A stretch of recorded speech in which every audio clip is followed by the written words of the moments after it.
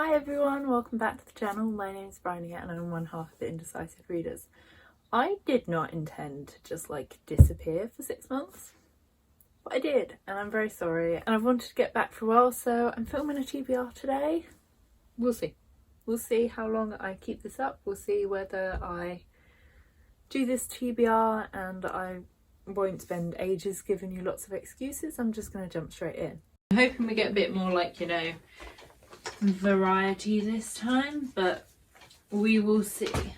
I'm gonna go with left hand because that's just, easier for me to then spin.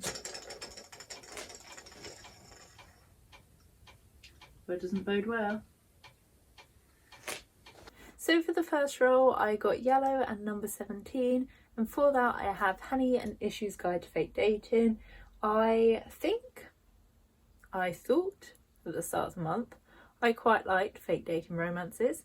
I'm currently reading one, I'm not enjoying it, so I'm beginning to rethink that trope. So we'll see what I think with this one. I have read the author's other book. I think she's only written one more, The Henna Wars, didn't enjoy that. But like I said, I may like the tropes in this one more, so we'll see. Right foot blue. Next we have blue and number 19, which meant a randomly generated colour. I got this weird gold mustard colour. I'm going to say it's gold so I can choose the book Her Dark Wings, which I think the lips would match that colour. This is by Melinda Salisbury. I've been meaning to read something of hers for a while. I have State of Sorrow on my 20 books to read in 2022, and this is a Hades and Persephone retelling, I think.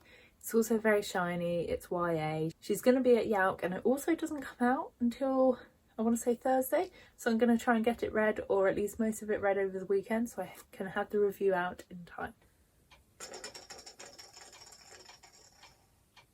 Right foot, red.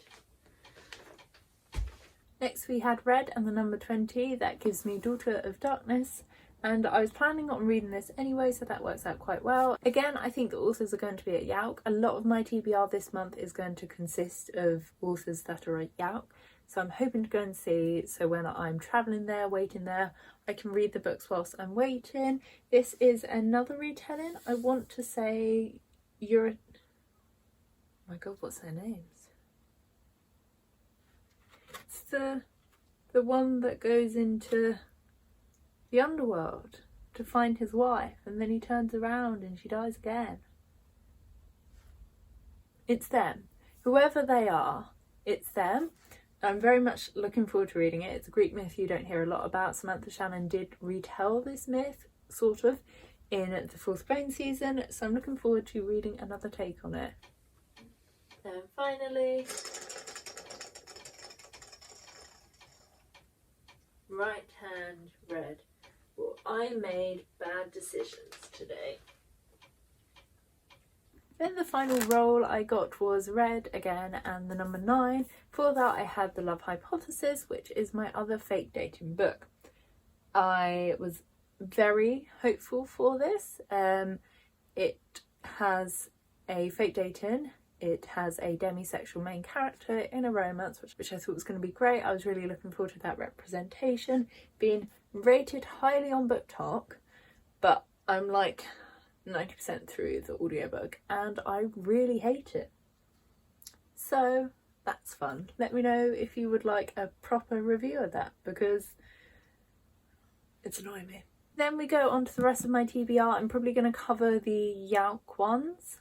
They're not going to be all the YALC books I bring, bearing in mind, but the YALC ones I'm planning on reading.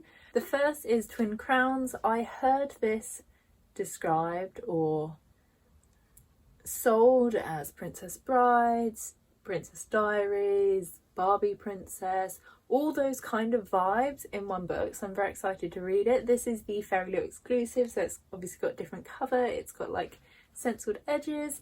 Yeah, really hopeful for this, and it's quite big, so that's cool. The final book I'm bringing, signing, taking, reading YALC wise is Her Royal Majesty's Coven by Juno Dawson. This again is the Fairyloot exclusive. It is quite When I say quiet, I mean very vivid, very bright. It has something down the edges. Underneath it is pink. That's worse than the yellow, personally. But yeah, I'm very excited for this. I have read one book by Juno Dawson before and really enjoyed it. I assume it's a bit queer, but witches in the government, feminist, might be quite good. Then some of the other books I plan to read include 6 Crimson Cranes. I put a poll up on my Instagram about choose my next audiobook, and the 2 leading contenders were this and The Love Hypothesis by quite a margin. When I left the house, so downloaded one, I had The Love Hypothesis at the start, so I read that first. This actually won in the end, so this will be what I go on to next. Then we have Under the Whispering Door, which I have started as an ebook from the library. It's one of the 12 books people have recommended I read in 2022. I read Under the Cerulean The House in the Cerulean Sea. And so looking forward to seeing what this one is like as well. I'm not far in. It seems slow so far, but I suppose it's going to be a sensitive book maybe, so it needs to take its time. So I hope it doesn't feel too long because I only have it for 3 weeks from the library. The next book I'm planning on borrowing from the library is The Silvered Serpent, which is the sequel to The Gilded Walls, which I listened to the audiobook of last month, and I really didn't like the audiobook. I was hoping to really like the book, so I'm going to give it another go with the ebook.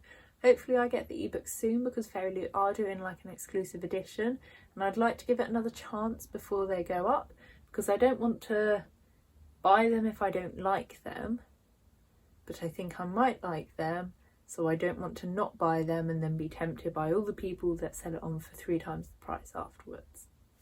Then after those I have a couple of NetGalley arcs. The first is Stone Blind. This is by Natalie Haynes, and I love Natalie Haynes retellings, and I think a Medusa retelling by her is going to be super interesting. It comes out just before my birthday, so I'm considering it a present for me. Then I also have Princess of Souls. I think this is a sequel of sorts to Kill a Kingdom. I'm not quite sure, but I believe this is a Rapunzel retelling, a dark Rapunzel retelling. So I'm interested to see how that will work. Finally, if I get the chance, I'd quite like to read Juniper and Thorn because I really like Ava Reed's previous book, and Samantha Shannon has raved about this, and I really like Samantha Shannon's just recommendations. I trust her opinion, and I just think the main character in this, I don't know much about her, but the things people have said really makes me want to read the book. So I'm very excited to get to that if I get the chance. So this is most of my TBR for July. I don't think I'm going to get to all of them, but I'm looking forward to most of them. But like I said, my looking forward to books so far has already let me down. So we'll see. Let me know down in the comments if you've read or would recommend any of them. Let me know if you have read and don't like any of them. And yeah, hopefully I'll stick around for a bit longer because I'll see you in another video.